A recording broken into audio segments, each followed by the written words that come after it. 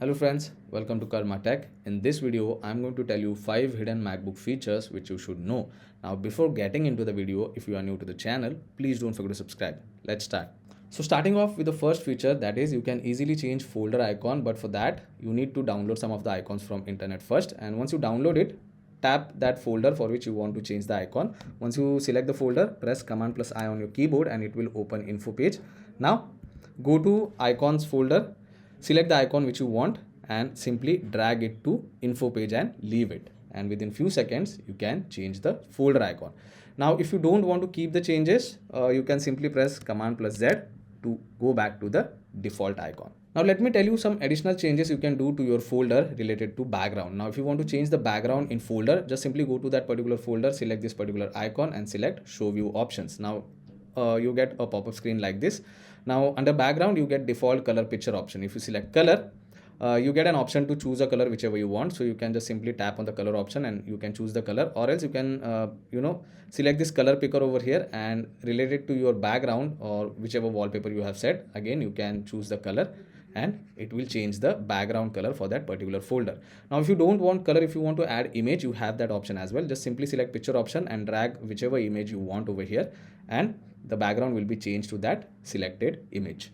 Now the next hidden feature is actually very interesting, and for that you just have to go in system settings, select accessibility option over here, go down and select pointer control, and in that look for head pointer. If you turn this toggle on, you can control the pointer movement with your head. Now currently I'm not using trackpad, I'm just moving my head, and based on that you can see the pointer is moving. You can also do some additional changes. If you select this info option, you can change the pointer speed over here, and you can also turn on this particular option which says use a switch or facial expression to pause or resume. So if you turn on this toggle, later on whenever you want to use head movement, you can just simply press F10 on the keyboard and it will start using the head movement to control the pointer. Again, you can do one more additional thing over here, and that is you can turn on alternate pointer actions.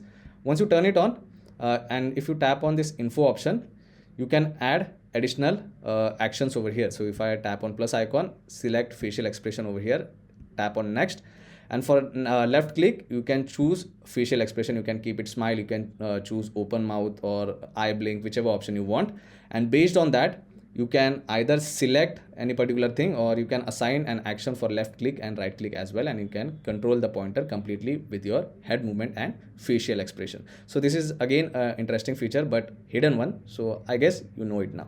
Now the next hidden feature is for Safari browser. Do you know that if you force touch on any particular link, it will open a preview over here and you can just simply watch the video without going into that window. So yeah, this is again a hidden feature. Use force touch on any particular link and it will open a preview window just like this. Now there is another interesting feature in Safari browser, and that is if you often visit any website, then you can simply create application of that website and you don't need to go to browser each and every time and then open that website. Now to do that, just simply go to the website, and once the website is open, go to menu bar, select file option and select add to dock option over here. Once you get pop-up screen like this, select add. Now what it will do is it will create application of this website, and if you go to dock, now you can see if I tap on this Apple icon, it will basically open Apple website and I can use this website as an application. Similarly, if you want to add any other website as an application, just go to that website. Now for example, I'm going to go to YouTube, and once you open the website, again go to file option, select add to dock option over here, select add once again, and now you can see we have got YouTube icon on the dock, and if I tap on that, now I can use this YouTube website as an application. So it's a very interesting feature. If you don't know about this, start using it now. Now the next hidden feature for Safari tab is you can set lock for any private tab on Safari browser. So for that, first of all, open Safari browser, select the Safari option over here on the menu bar, select settings and go to privacy tab. In this, make sure private browser is selected. And later on, whenever you go and open new private window and you open any particular website, let's say if I want to open iCloud and I don't want anyone to access this particular website, then all you can do is just simply press Control Command and L, and what it will do is it will lock that private window or that tab, and until and unless I don't enter password or until and unless I don't use touch ID, it won't be unlocked. So yeah, this is again a privacy feature for if you are using a Safari browser.